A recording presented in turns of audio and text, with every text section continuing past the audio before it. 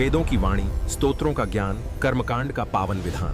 Subscribe करें परमार्थ astro channel को नित्य ऐसे ही वीडियो देखने के लिए। श्री पंचमुखे हनुमत पंचरत्नम श्रीराम पाद सरसीरुह भृंगराज संसार वार्धिपतितोद्धरणावतार दोसाध्य राज्य धनयोषिददभ्रबुधे पंचाननेश मम देहि करावलम्बम् आप्रातरात्रिशकुनाथ निकेतनाली संचारकृत्य पटुपादयुगस्य नित्यम् मानाथ सेवि जनसङ्गमनिष्कृतं नः पंचाननेश मम देहि करावलम्बम् षड्वर्गवैरिसुखकृद्भवदुर्गुहाया मज्ञानगाढतिमिरातिभयप्रदायां कर्मालिलेन विनिवेशितदेहधर्तु पंचाननेश मम देहि करावलम्बम् सच्छास्त्रवार्धिपरिमज्जनशुद्धचेतास् त्वत्पादपद्मपरिचिन्तनमोदसान्द्रा पश्यन्ति नो विषयदूषितमानसं माम् पंचाननेश मम देहि करावलम्बम् पंचेन्द्रियार्जितमहाखिलपापकर्मा शक्तो न भोक्तुमिव दीनजनो दयालो अत्यन्तदुष्टमनसो दृढनष्टदृष्टे पंचाननेश मम देहि करावलम्बम्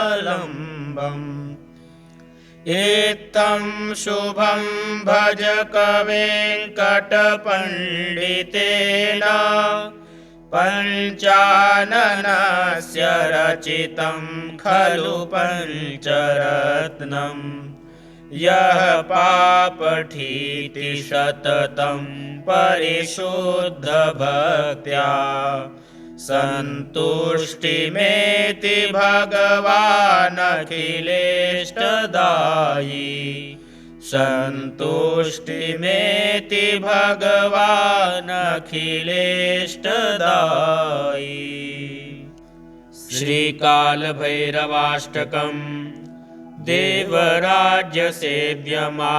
पावनाङ्घ्रिपङ्कजम् व्यालयज्ञसूत्रमिन्दुशेखरं कृपाकरम् नारदादियोगिवृन्दवन्दितं दिगम्बरम् काशिकापुरादिनाथ कालभैरवं भजे भानुकोटिभास्वरं भवाब्धितारकं परम् नीलकण्ठमीप्सितार्थदायकं त्रिलोचनं कालकालमम्बुजाक्षमक्षशूलमक्षरम् काशिकापुरादिनाथ कालभैरवं भजे शूलटङ्कपाशदण्डपाणिमादिकारणम् श्यामकायमादिदेवमक्षरं निरामयम् भीमविक्रमं प्रभुं विचित्रताण्डवप्रियम् काशिकापुरादिनाथ कालभैरवं भजे। भुक्तिमुक्तिदायकं प्रशस्तचारुविग्रहं भक्तवत्सलं स्थितं समस्तलोकविग्रहं विनिक्वणन्मनोज्ञहेमकिङ्किणीलसत्कटिं काशिकापुरादिनाथ कालभैरवं भजे। धर्मसेतुपालकं त्वधर्ममार्गनाशकं कर्मपाशमोचकं सुशर्मदायकं विभुं स्वर्णवर्णशेषपाशशोभिताङ्गमण्डलं काशिकापुरादिनाथ कालभैरवं भजे। रत्नपादुका प्रभाभिरामपादयुग्मकं नित्यमद्वितीयमिष्टदैवतं निरञ्जनं मृत्युदर्पनाशनं करालदंष्ट्रमोक्षणं काशिकापुरादिनाथ कालभैरवं भजे। अट्टहासभिन्नपद्मजाण्डकोशसन्ततिं दृष्टिपातनष्टपापजालमुग्रशासनम् अष्टसिद्धिदायकं कपालमालिकन्दरं काशिकापुरादिनाथ कालभैरवं भजे। भूतसङ्गनायकं विशालकीर्तिदायकं काशीवासलोकपुण्यपापशोधकं विभुं नीतिमार्गकोविदं पुरातनं जगत्पतिं काशिकापुरादिनाथ कालभैरवं भजे। कालभैरवाष्टकं पठन्ति ये मनोहरं ज्ञानमुक्तिसाधनं विचित्रपुण्यवर्धनं शोकमोहदैन्यलोभकोततापनाशनं ते प्रयान्ति कालभैरवाङ्घ्रिसन्निधिं ध्रुवम् ते प्रयान्ति कालभैरवाङ्घ्रिसन्निधिं ध्रुवम्। श्रीनवग्रहस्तोत्रम् जपाकुसुमसङ्काशं काश्यपेयं महाद्युतिं तमोरिं सर्वपापघ्नं प्रणतोऽस्मि दिवाकरं दधिशङ्खतुषाराभं क्षीरोदार्णवसम्भवं नमामि शशिनं सोमं शम्भोर्मुकुटभूषणं धरणीगर्भसम्भूतं विद्युत्कान्तिसमप्रभं कुमारं शक्तिहस्तं तं मङ्गलं प्रणमाम्यहम् प्रियङ्गुकलिकाश्यामं रूपेणाप्रतिमं बुधं सौम्यं सौम्यगुणोपेतं तं बुधं प्रणमाम्यहम् देवानां च ऋषीणां च गुरुं काञ्चनसन्निभं बुद्धिभूतं त्रिलोकेशं तं नमामि बृहस्पतिं हिमकुन्दमृणालाभं दैत्यानां परमं गुरुं सर्वशास्त्रप्रवक्तारं भार्गवं प्रणमाम्यहम् नीलाञ्जनसमाभासं रविपुत्रं यमाग्रजं छायामार्तण्डसम्भूतं तं नमामि शनैश्चरम् अर्धकायं महावीर्यं चन्द्रादित्यविमर्दनम् सिंहिकागर्भसम्भूतं तं राहुं प्रणमाम्यहम् पलाशपुष्पसङ्काशं तारकाग्रहमस्तकम् रौद्रं रौद्रात्मकं घोरं तं केतुं प्रणमाम्यहम् इति व्यासमुखोद्गीतं यः पठेत् सुसमाहितः दिवा वा यदि वा रात्रौ विघ्नशान्तिर्भविष्यति नरनारी नृपाणां च भवेदुःस्वप्ननाशनम् ऐश्वर्यमतुलं तेषामारोग्यं पुष्टिवर्धनम्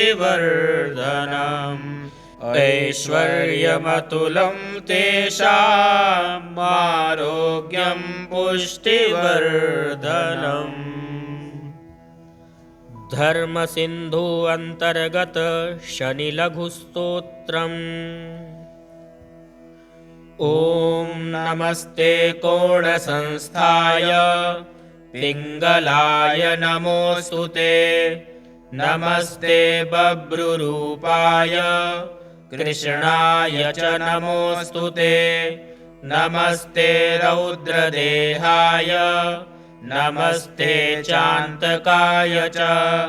नमस्ते यमसंज्ञाय नमस्ते शौरये विभो। नमस्ते मन्दसंज्ञाय शनैश्चर नमोऽस्तु ते। प्रसादं कुरु देवेश दीनस्य प्रणतस्य च दीनस्य प्रणतस्य च। हर हर महादेव। यदि आपको हमारा ये वीडियो पसंद आया हो तो वीडियो को लाइक करें, शेयर करें और चैनल को सब्सक्राइब कर लें। हम इसी प्रकार के और भी वीडियो आपके लिए लाते रहेंगे। जय श्री राम। श्री पंचमुखी हनुमत पंचरत्नम श्रीराम पाद सरसीरुह भृंगराज संसार वार्धिपतितोद्धरणावतार। दोसाध्य राज्य धनयोषिदभ्रबुधे। पंचाननेश मम देहि करावलम्बम्। आप्रातरात्रिशकुनाथनिकेतनाली सञ्चारकृत्य पटुपादयुगस्य नित्यम्। मानाथ सेवि जनसङ्गमनिष्कृतं न। पंचाननेश मम देहि करावलम्बम्। षड्वर्गवैरिसुखकृद्भवदुर्गुहाया मज्ञानगाढतिमिरातिभयप्रदायां। कर्मानिलेन विनिवेशितदेहधर्तु। पंचाननेश मम देहि करावलम्बम्। सच्छास्त्रवार्धिपरिमज्जनशुद्धचेतास्। त्वत्पादपद्मपरिचिन्तनमोदसान्द्रा। पश्यन्ति नो विषयदूषितमानसं माम् पञ्चाननेश मम देहि करावलम्बम् पञ्चेन्द्रियार्जितमहाखिलपापकर्मा शक्तो न भोक्तुमिव दीनजनो दयालो अत्यन्तदुष्टमनसो दृढनष्टदृष्टे पञ्चाननेश मम देहि करावलम्बम् इत्थं शुभं भजकवेङ्कटपण्डितेन पञ्चाननस्य रचितं खलु पञ्चरत्नम् यः पापठीति सततं परिशुद्धभक्त्या सन्तुष्टिमेति भगवानखिलेष्टदायी सन्तुष्टिमेति भगवानखिलेष्टदायी।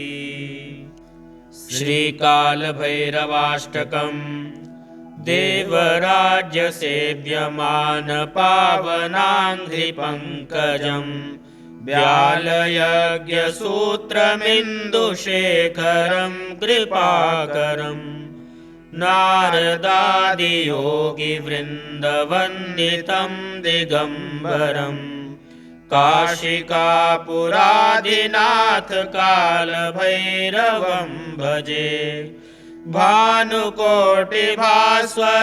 भवाब्धितारकं परम् नीलकण्ठमीप्सितार्थदायकं त्रिलोचनम् कालकालमम्बुजाक्षमक्षशूलमक्षरम् काशिकापुरादिनाथकालभैरवं भजे शूलटङ्कपाशदण्डपाणिमादिकारणम् श्यामकायमादिदेवमक्षरं निरामयम् भीमविक्रमं प्रभुं विचित्रताण्डवप्रियम् काशिकापुरादिनाथकालभैरवं भजे भुक्तिमुक्तिदायकं प्रशस्तचारुविग्रहम् भक्तवत्सलं स्थितं समस्तलोकविग्रहम् विनिक्वणन्मनोज्ञहेमकिङ्किणीलसत्कटिम् काशिकापुरादिनाथकालभैरवं भजे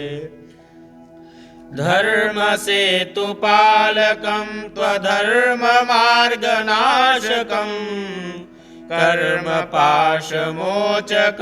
सुशर्मदायकं विभुम् स्वर्णवर्णशेषपाशशोभिताङ्गमण्डलम् काशिकापुरादिनाथकालभैरवं भजे रत्नपादुकाप्रभाभिरामपादयुग्मकम् नित्यमद्वितीयमिष्टदैवतं निरञ्जनम् मृत्युदर्पनाशनं करालद्रष्ट्रमोक्षणम् काशिकापुरादिनाथकालभैरवं भजे अट्टहासभिन्नपद्मजाण्डकोशसन्ततिम् दृष्टिपातनष्टपापजालमुग्रशासनम् अष्टसिद्धिदायकं कपालमालिकन्दरम् काशिकापुरादिनाथकालभैरवं भजे भूतसङ्गनायकं विशालकीर्तिदायकम् काशीवासलोकपुण्यपापशोधकं विभुम् नीतिमार्गकोविदं पुरातनं जगत्पतिं काशिकापुराधिनाथ कालभैरवं भजे। कालभैरवाष्टकं पठन्ति ये मनोहरम् ज्ञानमुक्तिसाधनं विचित्रपुण्यवर्धनम् शोकमोहदैन्यलोभकोततापनाशनम् ते प्रयान्ति कालभैरवाङ्घ्रिसन्निधिं ध्रुवम् ते प्रयान्ति कालभैरवाङ्घ्रिसन्निधिं ध्रुवम्। श्रीनवग्रहस्तोत्रम् जपाकुसुमसङ्काशम् काश्यपेयं महाद्युतिं तमोरिं सर्वपापघ्नं प्रणतोऽस्मि दिवाकरं दधिशङ्खतुषाराभं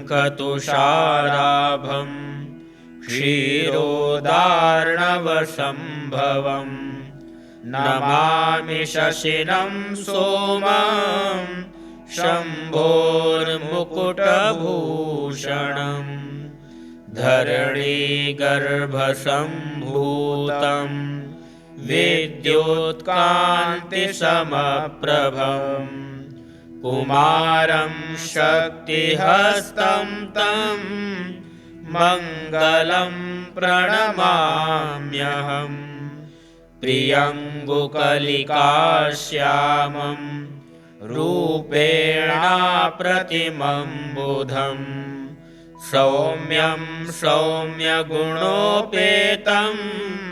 तं बुधं प्रणमाम्यहम् देवानां च ऋषीणां च गुरुं काञ्चनसन्निभं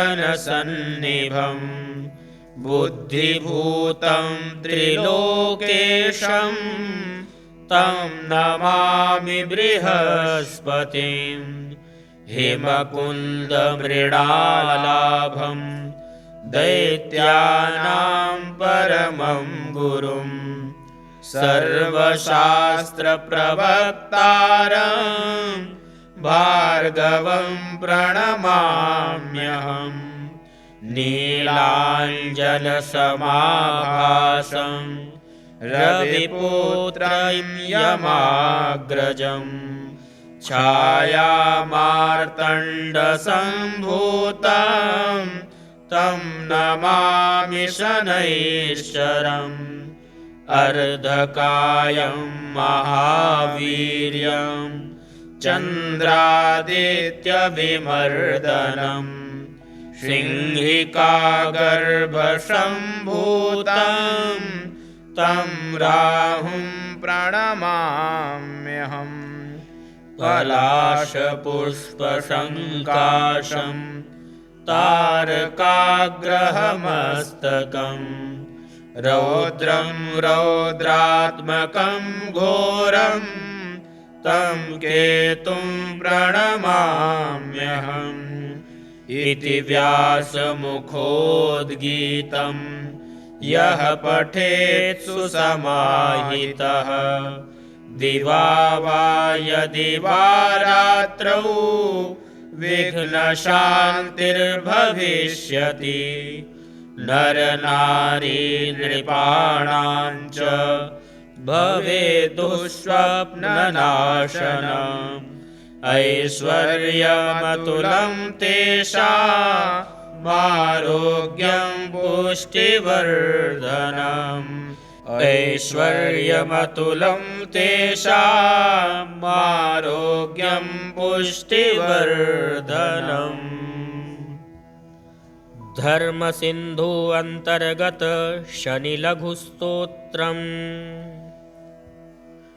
ॐ नमस्ते कोणसंस्थाय पिङ्गलाय नमोऽस्तुते नमस्ते बभ्रुरूपाय कृष्णाय च नमोऽस्तुते नमस्ते रौद्रदेहाय नमस्ते चान्तकाय च नमस्ते यमसंज्ञाय नमस्ते शौरये विभो नमस्ते मन्दसंज्ञाय शनैश्चर नमोऽस्तु ते प्रसादं कुरु देवेश दीनस्य प्रणतस्य च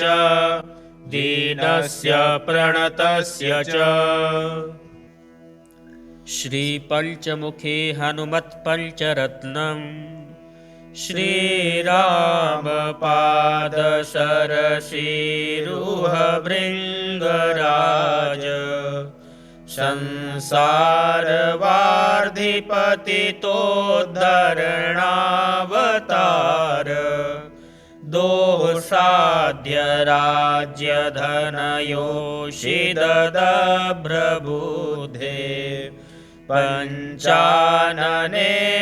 मम देहि करावलम्बम्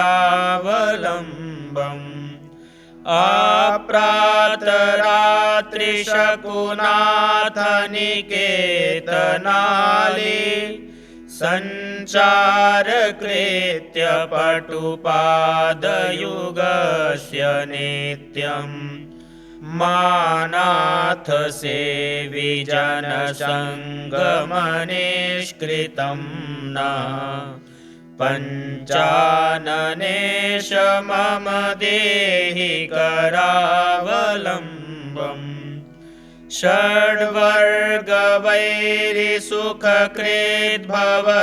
षड्वर्गवैरिसुखकृद्भवदुर्गुहाया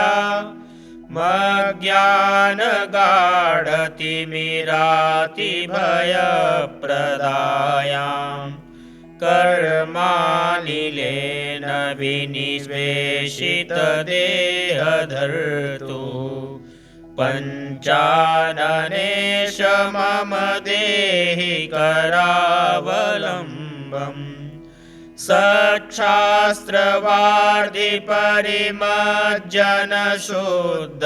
सच्छास्त्रवार्धिपरिमज्जनशुद्धचेतास् त्वत्पादपद्मपरिचिन्तनमोदसान्द्रा पश्यन्ति नो विषयदूषितमानसं माम् पञ्चाननेश मम देहि करावलम्बम्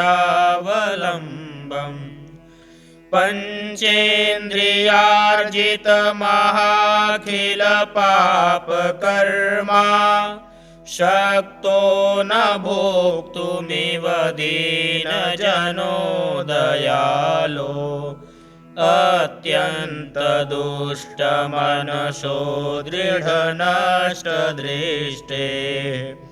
पञ्चाननेश मम देहि करावलम्बम् इत्थं शुभं भज कवेङ्कटपण्डितेन पञ्चाननस्य रचितं खलु पञ्चरत्नम् यः पापठीति सततं परिशुद्धभक्त्या सन्तुष्टिमेति भगवानखिलेष्टदायी सन्तुष्टिमेति भगवानखिलेष्टदायी श्रीकालभैरवाष्टकम्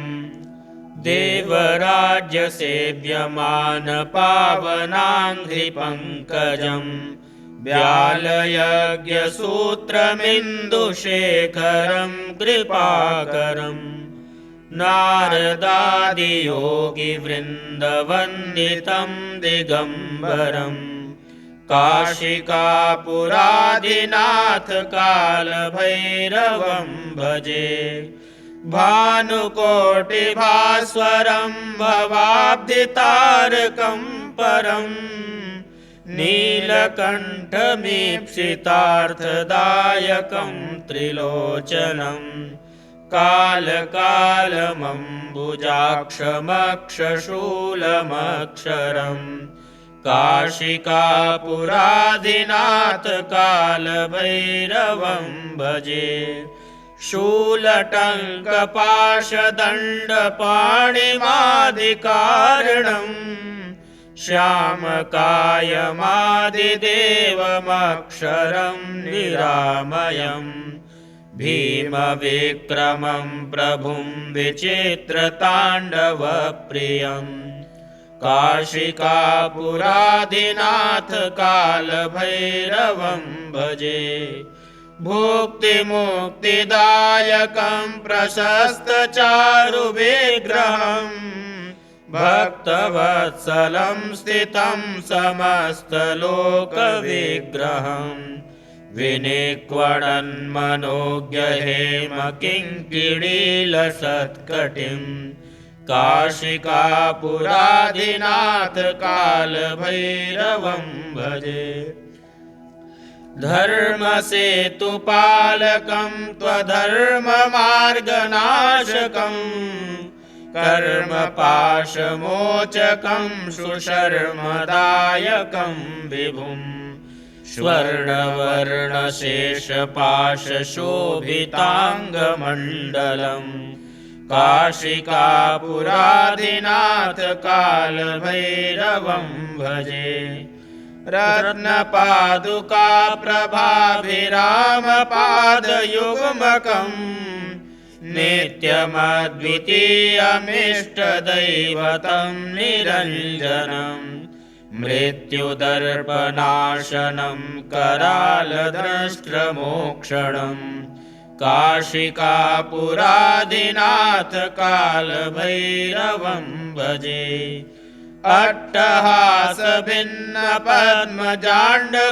अट्टहासभिन्नपद्मजाण्डकोशसन्ततिं दृष्टिपातनष्टपापजालमुग्रशासनम् अष्टसिद्धिदायकं कपालमालिकन्दरम्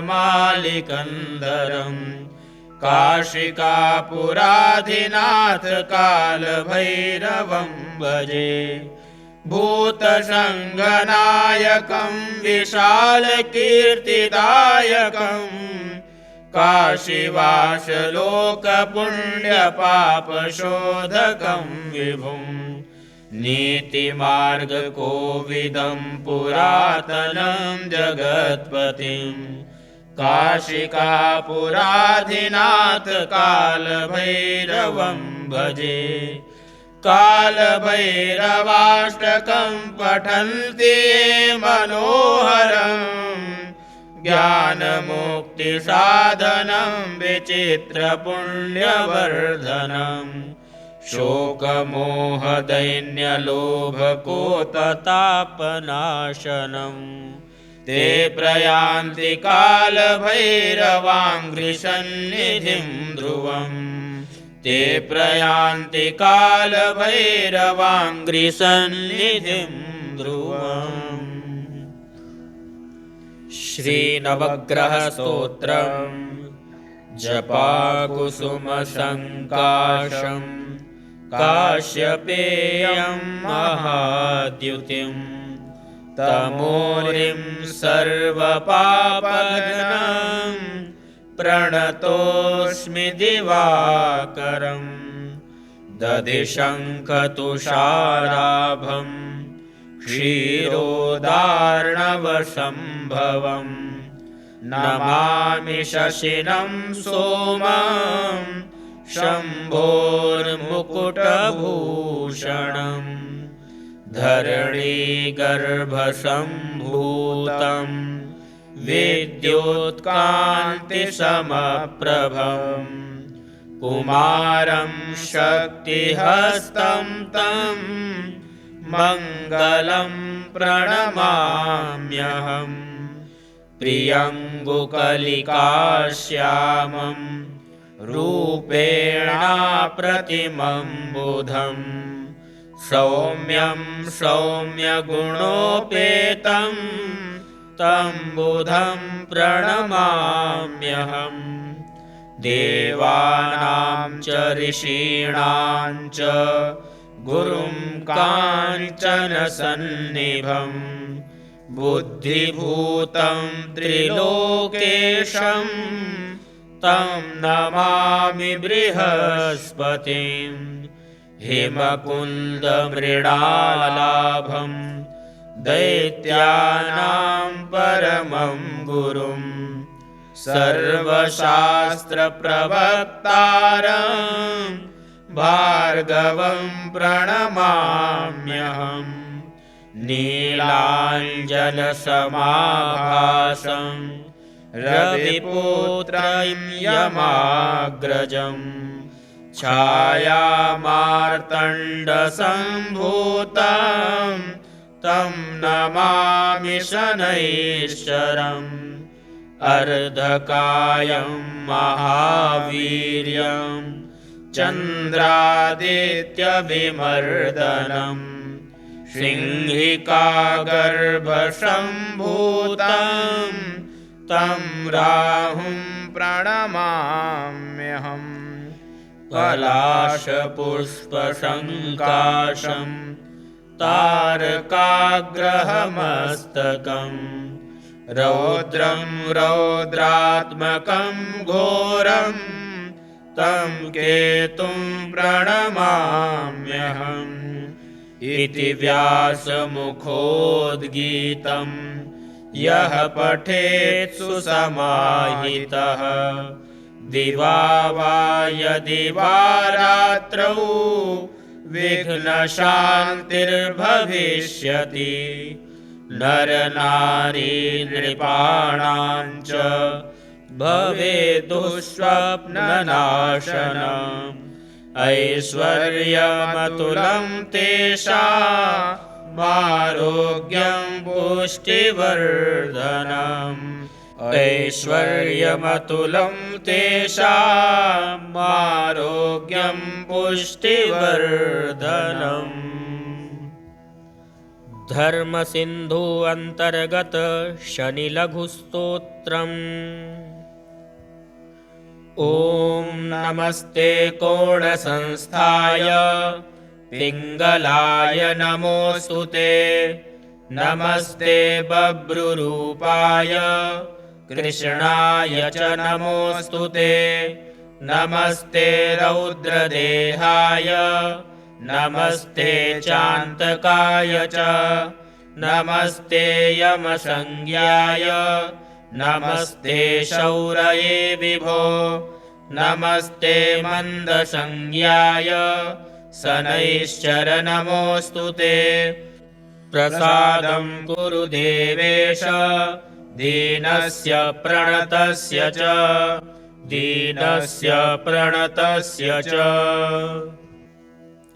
श्रीपञ्चमुखे हनुमत्पञ्चरत्नम् श्रीरामपादसरसीरुहभृङ्गराज संसारवार्धिपतितोद्धरणावतार दोसाध्य राज्यधनयोषिददभ्रबुधे पञ्चाननेश मम देहि करावलम्बम्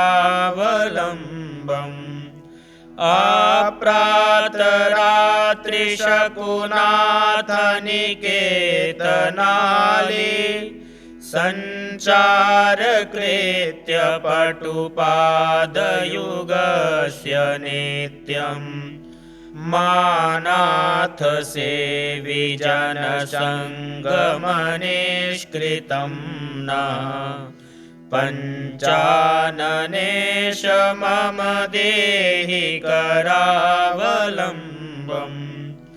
षड्वर्गवैरिसुखकृद्भवदुर्गुहाय मज्ञानगाढतिमिरातिभयप्रदायां कर्मालिलेन विनिवेशितदेहधर्तु पञ्चाननेश मम देहि करावलम्बम् सच्छास्त्रवार्धिपरिमज्जनशुद्धचेतास् त्वत्पादपद्मपरिचिन्तनमोदसान्द्रा पश्यन्ति नो विषयदूषितमानसं माम् पञ्चाननेश मम देहि करावलम्बम् पञ्चेन्द्रियार्जितमहाखिलपापकर्मा शक्तो न भोक्तुमिव दीनजनो दयालो अत्यन्तदुष्टमनसो दृढनष्टदृष्टे पञ्चाननेश मम देहि करावलम्बम् इत्थं शुभं भज कवेङ्कटपण्डितेन पञ्चाननस्य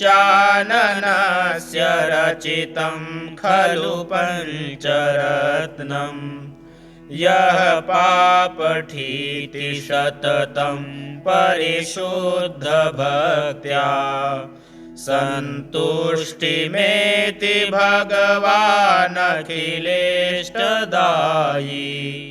सन्तुष्टिमेति भगवानखिलेष्टदायी।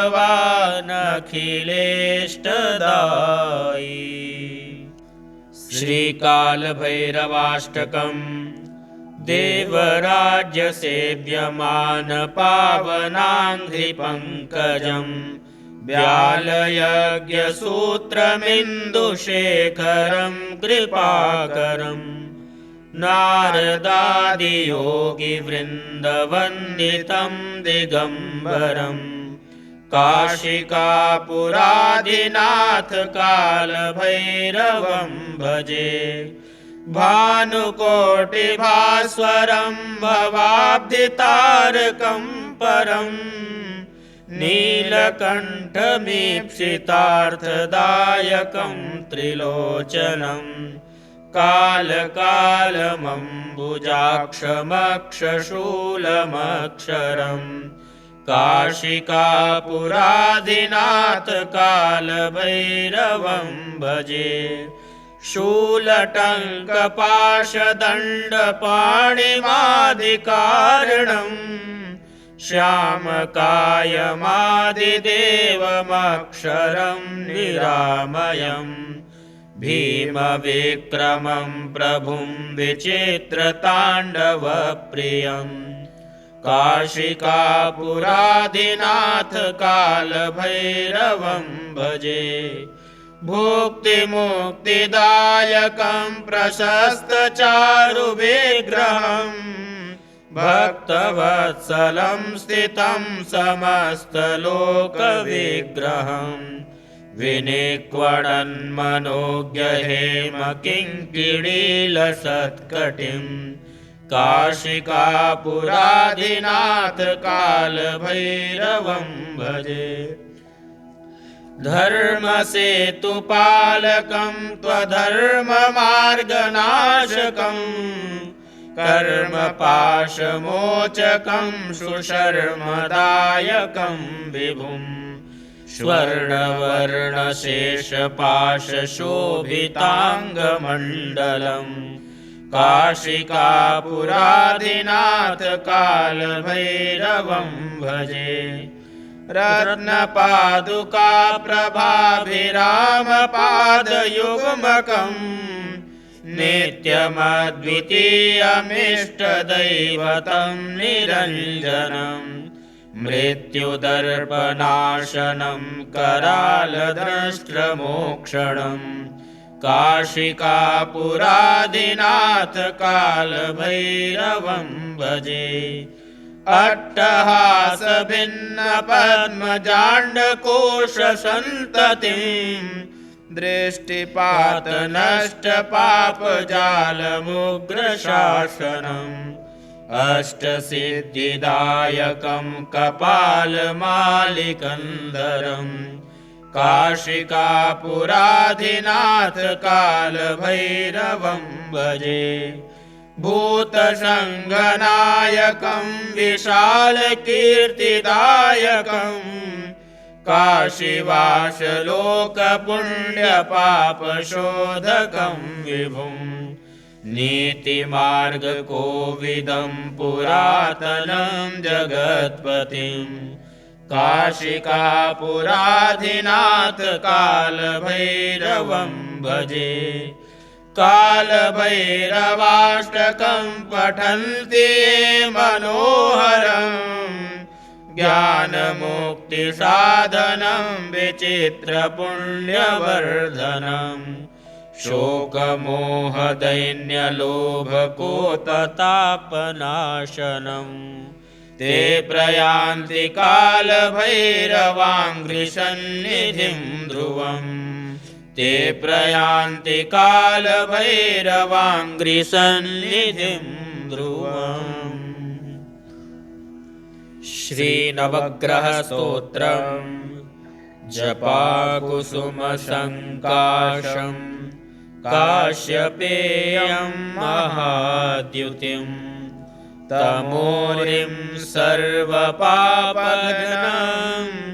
प्रणतोऽस्मि दिवाकरं दधिशङ्खतुषाराभं क्षीरोदार्णवसम्भवं नमामि शशिनं सोमं शम्भोर्मुकुटभूषणं धरणीगर्भसम्भूतं विद्योत्कान्तिसमप्रभं कुमारं शक्तिहस्तं तं मङ्गलं प्रणमाम्यहम् प्रियङ्गुकलिकाश्यामं रूपेणाप्रतिमं बुधं सौम्यं सौम्यगुणोपेतं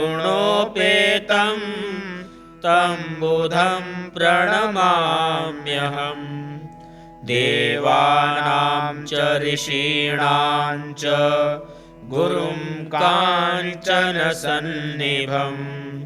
बुद्धिभूतं त्रिलोकेशं तं नमामि बृहस्पतिं हिमकुन्दमृणालाभं दैत्यानां परमं गुरुं सर्वशास्त्रप्रवक्तारं भार्गवं प्रणमाम्यहम् नीलाञ्जनसमाभासं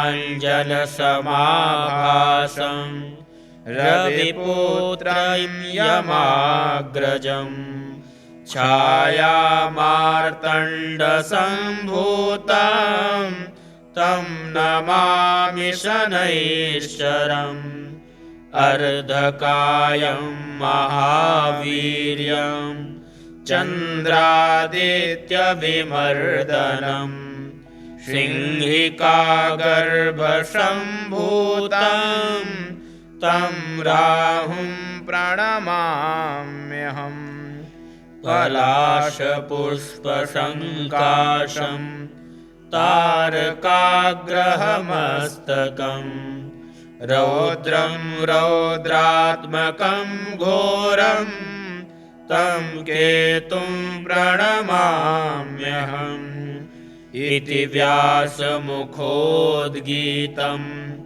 यः पठेत् सुसमाहितः दिवा वा यदि वा रात्रौ विघ्नशान्तिर्भविष्यति नरनारी नृपाणां च भवेत् दुःस्वप्ननाशनम्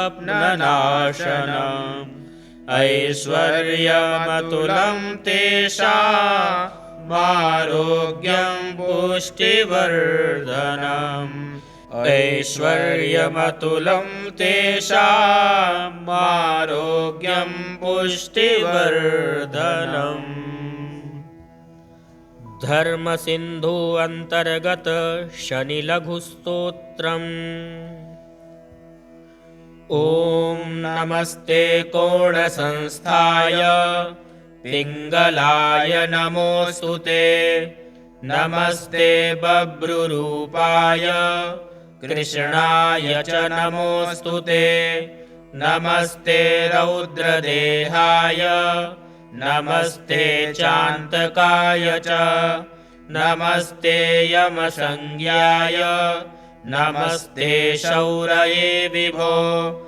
नमस्ते मन्दसंज्ञाय शनैश्चर नमोऽस्तु ते।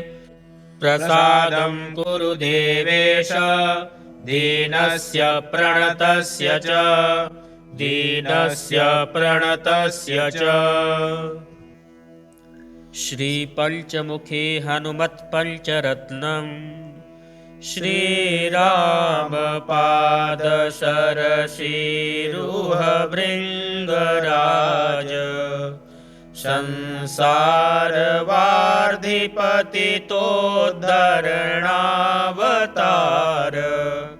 दोषाद्य राज्यधनयोषिददभ्रबुधे। पञ्चाननेश मम देहि करावलम्बम्। आप्रातरात्रिशकुनाथनिकेतनाले सञ्चारकृत्य पटुपादयुगस्य नित्यम्। मानाथ सेवि जनसङ्गमनिष्कृतं न। पञ्चाननेश मम देहि करावलम्बम्। षड्वर्गवैरिसुखकृद्भवदुर्गुहाय मज्ञानगाढतिमिरातिभयप्रदायां।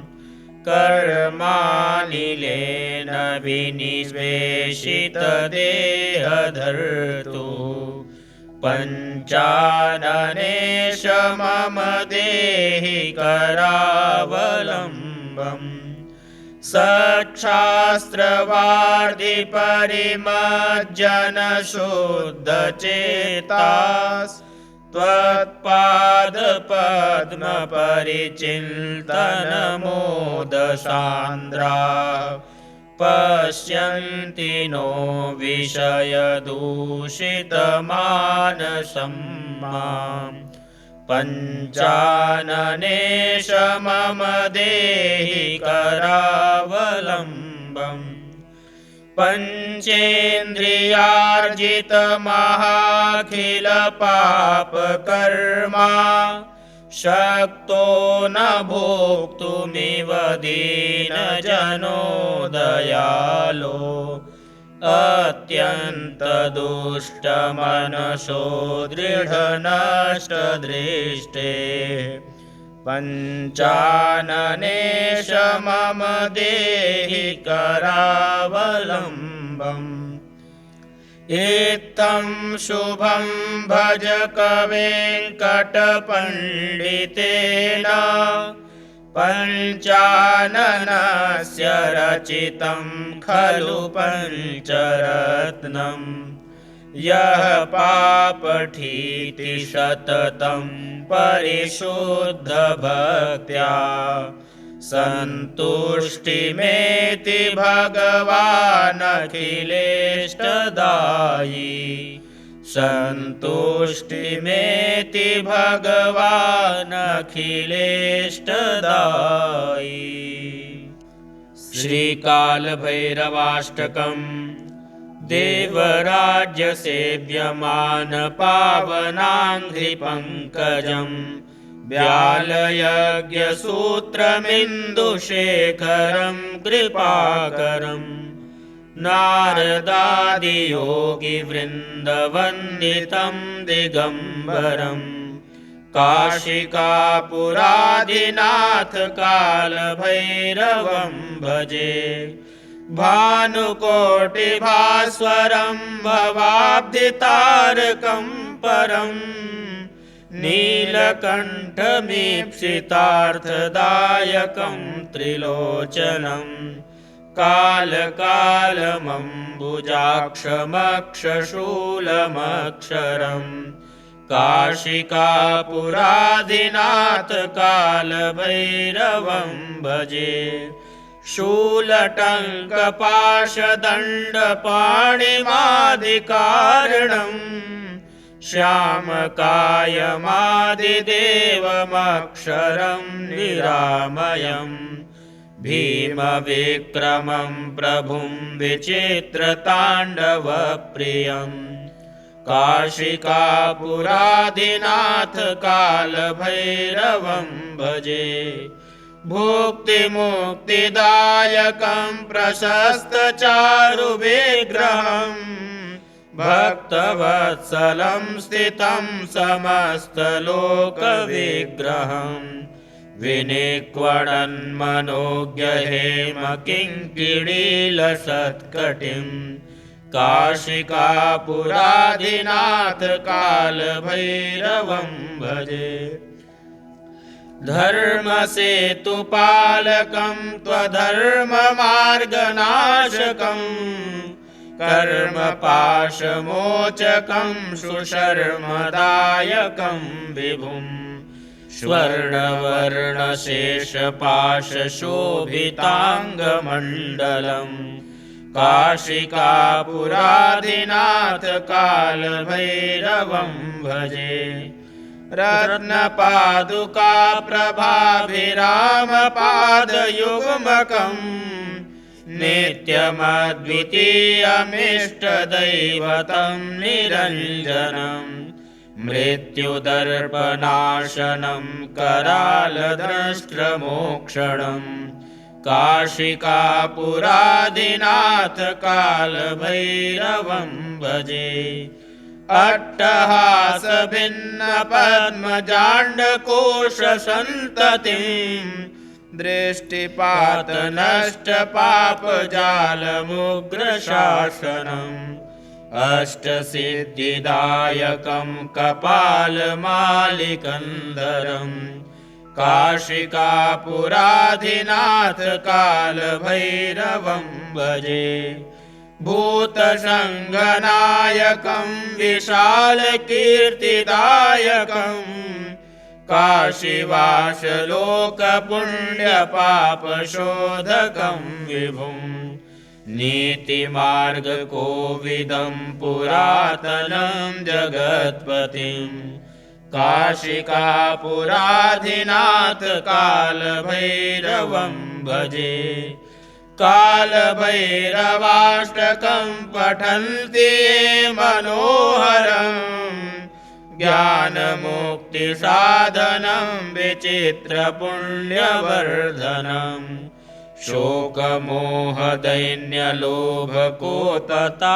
शोकमोहदैन्यलोभकोततापनाशनम् ते प्रयान्ति कालभैरवाङ्घ्रिसन्निधिं ध्रुवम् ते प्रयान्ति कालभैरवाङ्घ्रिसन्निधिं ध्रुवम्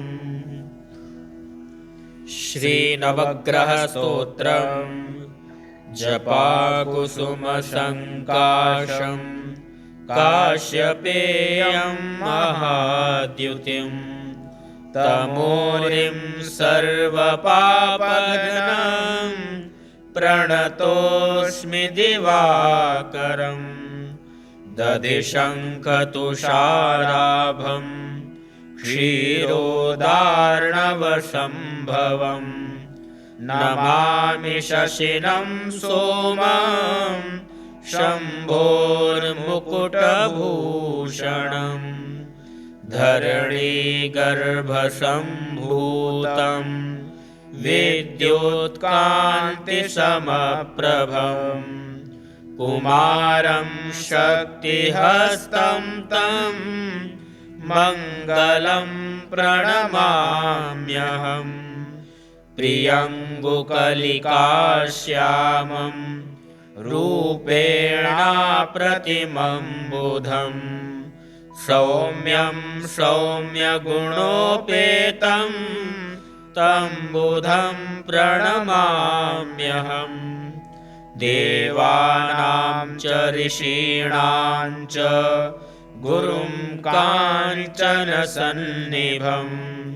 बुद्धिभूतं त्रिलोकेशं तं नमामि बृहस्पतिं हिमकुन्दमृडालाभं दैत्यानां परमं गुरुं सर्वशास्त्रप्रवक्तारं भार्गवं प्रणमाम्यहम् नीलाञ्जनसमाभासं रविपुत्रं यमाग्रजं छायामार्तण्डसम्भूतं तं नमामि शनैश्चरम् अर्धकायं महावीर्यं चन्द्रादित्यविमर्दनं